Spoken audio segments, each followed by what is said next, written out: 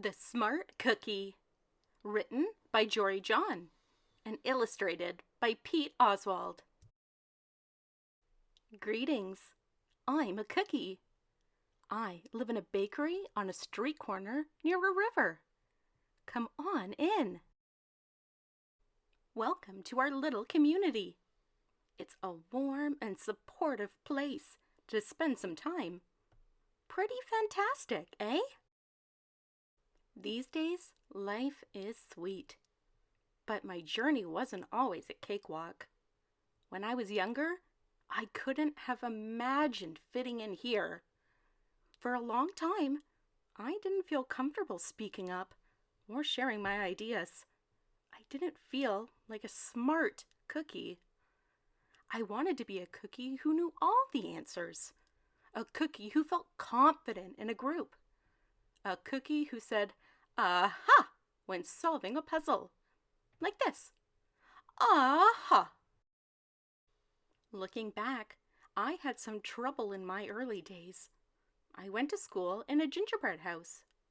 Our teacher, Miss Biscotti, was kind and patient. When I arrived each morning, she'd wave at me and smile. But I didn't get the best grades.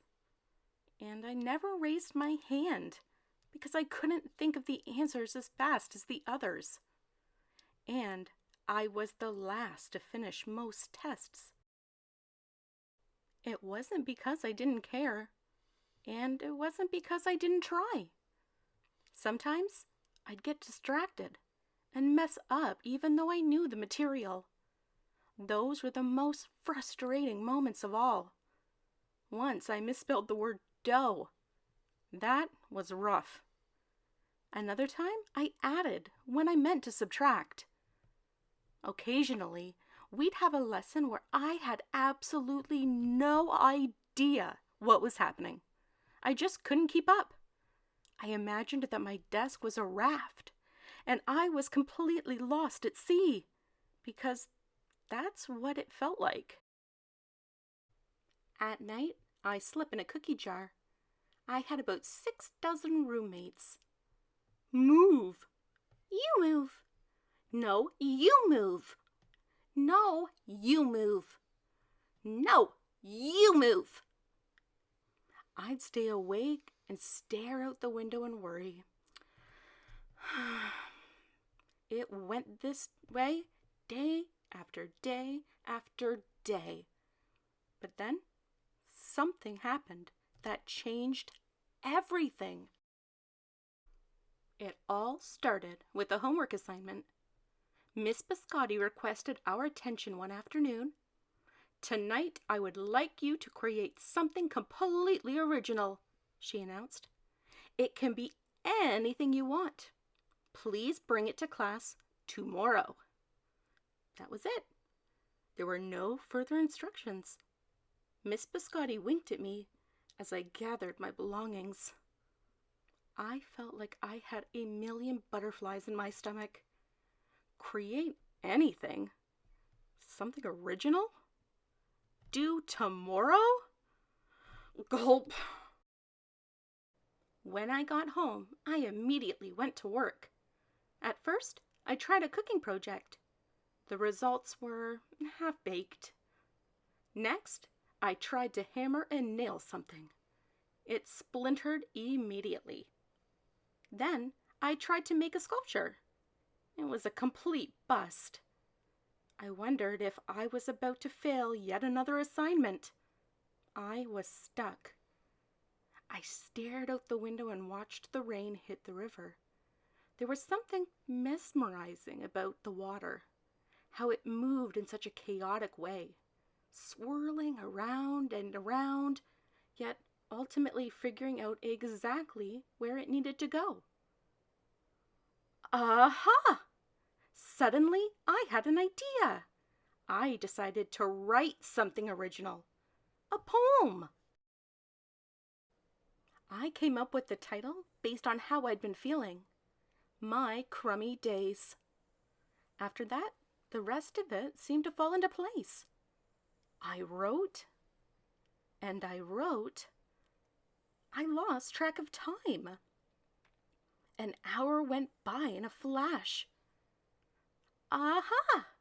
I said when I was finished. I couldn't sleep that night, but it wasn't because I was worried. It was because I was excited. I felt like I had really accomplished something. I felt smart. The following day, Miss Biscotti asked for volunteers to share what we'd created. One kid showed off his original frosting art. Another kid revealed her sprinkle distribution machine. It was really neat seeing how everyone was good at such different things. Finally, Miss Biscotti turned to me. "Would you like to share anything?" she asked. Gulp. I gulped. I thought I'd probably crumble under the pressure, but I made my way to the front of the classroom. I noticed my hands were shaking. My mouth went dry. "This poem is called My Crummy Days," I said, my voice cracking, and then I read it aloud. As I spoke, I noticed some kids nodding at the certain lines. Other kids laughed at the parts that were supposed to be funny. As I built toward the finale, I felt myself becoming more confident and animated. And in the end, everybody clapped and cheered. I promise you this, I'll never, ever forget it. Miss Biscotti was beaming.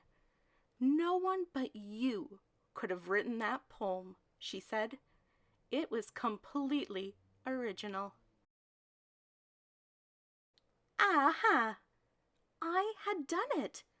I created something and shared it with the world. Well, my world at least. The rest of the day was a blur. By recess, I was already planning my next poem. I would call it My Sweet Morning. Aha! I thought when I came up with the title. Later that afternoon, Miss Biscotti handed me a note.